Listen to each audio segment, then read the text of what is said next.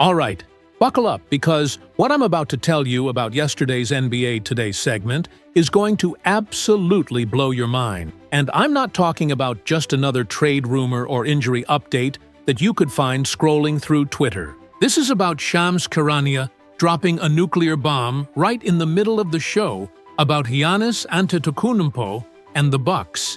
And the entire panel's reaction was so visceral, so immediate, that you could feel the seismic shift happening in real time as everyone realized we're potentially witnessing the beginning of one of the biggest superstar movements in NBA history. And here's the kicker that nobody saw coming. The Warriors, Golden State, the dynasty that everyone wrote off as finished, they're apparently positioning themselves to make a run at pairing Giannis with Steph Curry, which would create the most unstoppable duo we've seen since Shaq and Kobe. And I need to walk you through every single layer of this situation because the implications are absolutely staggering for the entire Western Conference playoff picture. Hey, what's up, everyone?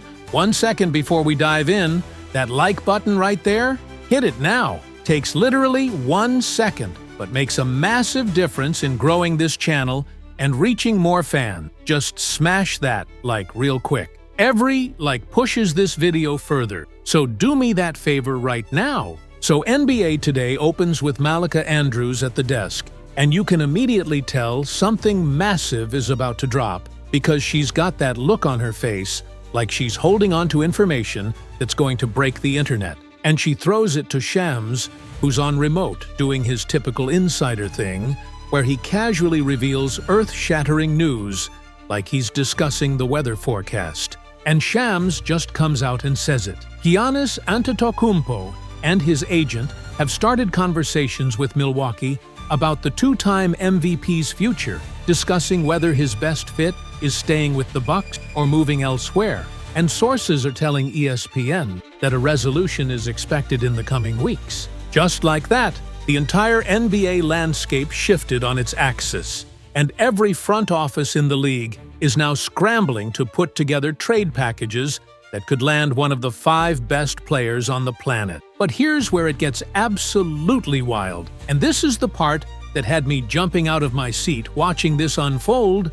Brian Windhorst, who's on the panel, immediately follows up Shams's report by revealing that, according to his sources, Giannis already asked for a trade earlier and said he'd be a Buck for this year, but a lot of people in the league don't think he'll be in Milwaukee next season. Think about what that means. Giannis, who's been the face of that franchise, who won them their first championship in 50 years, who's been completely loyal through every up and down, has apparently reached a breaking point where he understands that the Bucks' championship window with this current roster construction has completely closed, and he needs to find a new situation if he wants to add more rings to his legacy before it's too late. And that's when the panel on NBA Today started diving into which teams make the most sense as potential destinations, and the Warriors kept coming up over and over again in a way that felt less like speculation and more like people with actual intel dropping hints about what's happening behind the scenes. Kendrick Perkins was on the show, and he made this passionate argument about why Golden State represents the absolute perfect landing spot for Giannis, talking about how you'd be pairing him with the greatest shooter of all time in Steph Curry, who's still averaging 28 points per game and playing at an all-NBA level despite being in his late 30s, and how the spacing that Steph creates would give Giannis the cleanest driving lanes he's had since maybe his absolute peak years. Milwaukee, when they surrounded him with shooters and ran that 5-out offense. But the really fascinating part of the NBA Today breakdown came when they started getting into the actual mechanics of how the Warriors could construct a trade package that would be competitive with what other contending teams could offer. Because let's be real, acquiring a player of Giannis's caliber isn't like trading for a role player or even a borderline all-star. You're talking about a top 5 player in his prime who can dominate games on both ends of the floor and completely transform a franchise's championship odds. And Dan Orlovsky, who was also on the panel, started breaking down potential trade scenarios using one of those telestrator boards, showing which Warriors players would need to be included to make the salaries match and provide enough value to entice Milwaukee to actually pull the trigger. The hypothetical package that got thrown around most seriously involved Andrew Wiggins for his contract matching purposes, Draymond Green, which would be absolutely heartbreaking for Warriors fans, but necessary to acquire a player of Giannis's magnitude, Jonathan Kuminga, who's still young and has shown flashes of star potential, Moses Moody, who's a solid young wing shooting nearly 40% from three this season, and Brandon Podziemski, who the Warriors were reportedly unwilling to trade in previous negotiations but would obviously have to include in a Giannis deal. Plus, you're talking about multiple first-round picks, maybe 3 or 4, depending on how the bidding war plays out with other teams like the Rockets or Thunder or Knicks, who all have the assets to make competitive offers. And here's where Perkins made a point that really stuck with me, and that I think a lot of people are overlooking in their analysis of this situation. He said that Draymond Green, despite his age and declining athleticism, is actually the type of player Milwaukee would covet in a rebuild scenario because he brings that championship pedigree and defensive intensity and basketball IQ that could help mentor younger players, while also keeping the team competitive enough that they're not completely bottoming out. Like the Bucks don't own their first-round picks for the next several years because of previous trade, so they can't afford to completely tank and lose every game. They need to stay somewhat competitive while also getting younger and more athletic. And a package built around Kuminga's upside plus Draymond's veteran presence plus multiple picks gives them that flexibility. But then the conversation on NBA Today took this turn that I found absolutely fascinating, where they started discussing not just the Giannis possibility, but also the secondary options that might become available if Milwaukee does blow things up. And specifically, they focused on Miles Turner, who's been linked to the Warriors in trade rumors for literally years at this point. And the way the panel broke it down, if the Bucks trade Giannis, most of their roster would immediately become available because they'd be entering a full teardown rebuild mode.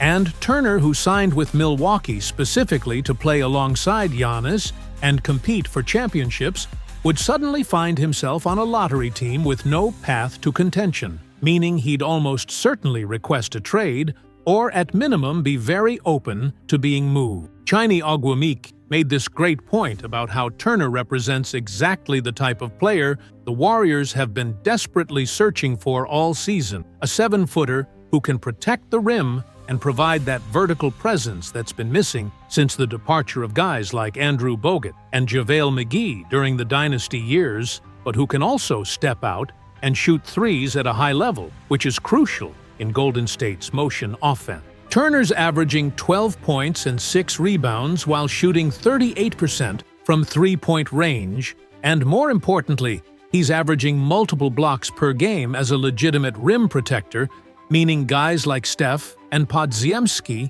and the other perimeter players can be more aggressive, knowing there's a 7-footer behind them erasing mistakes at the basket. The financial analysis that NBA Today provided was crucial for understanding how feasible these potential moves actually are versus just being fun speculation, because the Warriors are deep into luxury tax territory, and they're very conscious about long-term financial flexibility, especially with ownership changing and new arena economics to consider. But the beauty of a Turner trade versus a Giannis trade is that Turner's making significantly less money, around $19 million per year, versus Giannis's Supermax contract, so the Warriors could potentially acquire Turner without completely gutting their roster depth. A package of maybe Kuminga and Moody, plus a protected first-round pick, might be enough to get Milwaukee's attention if they're truly rebuilding. And that leaves Golden State with their core of Steph, Draymond, Wiggins still intact, while adding that centerpiece they desperately need. What made this entire NBA Today segment so compelling was watching the panel work through these scenarios in real time, with genuine enthusiasm and basketball knowledge rather than just throwing out hot takes for engagement.